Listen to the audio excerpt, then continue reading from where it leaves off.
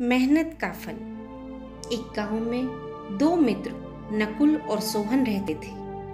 नकुल बहुत धार्मिक था और भगवान को बहुत मानता था, जबकि सोहन बहुत मेहनती था। एक बार दोनों ने मिलकर 1 बीघा जमीन खरीदी, जिससे वह बहुत फसल उगाकर अपना घर बनाना चाहते थे। सोहन तो खेत में बहुत मेहनत करता, लेकिन नकुल कुछ काम नहीं करता, बल्कि मंदिर में जाकर भगवान से अच्छी फसल के लिए प्रार्थना करता। इसी तरह समय बीतता गया।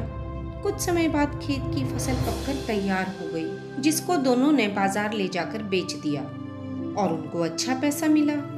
घर आकर सोहन ने नकुल को कहा कि इस धन का ज्यादा हिस्सा मुझे मिलेगा, क्योंकि मैंने खेत में ज्यादा मेहनत की है। यह बात सुनकर नकुल बोला, नहीं, धन का तुमसे ज्यादा हिस्सा मुझे मिलना चाहिए, क्योंकि मैंने भगवान से इसकी प्रार्थना की, तभी हमको अच्छी फसल हुई। भगवान के बिना कुछ संभव नहीं है। धन के बंटवारे को लेकर दोनों गांव के मुखिया के पास पहुंचे। मुखिया ने दोनों की सारी बात सुनकर उन दोनों को एक एक बोरा चावल का दिया, जिसमें कंकड़ मिले हुए थे।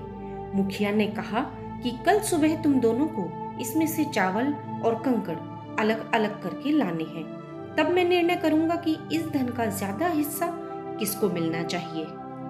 दोनों चावल की बोरी लेकर अपने घर चले गए। सोहन ने रात भर जागकर चावल और कंकड़ अलग अलग किए।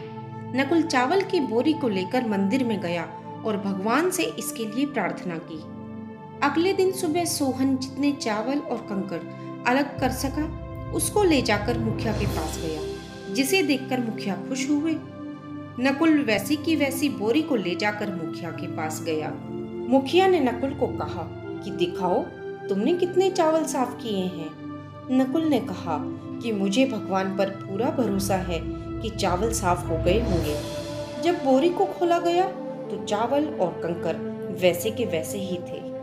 जमींदार ने नकुल को कहा कि भगवान भी तभी सहायता करते हैं जब तुम मेहनत करते हो।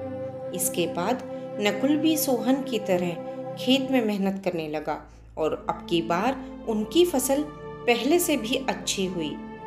इस कहानी से हमें यह सीख मिलती है कि हमें कभी भी केवल भगवान के भरोसे नहीं बैठना चाहिए। हमें सफलता प्राप्त करने के लिए भगवान की आराधना के साथ साथ मेहनत भी करनी चाहिए।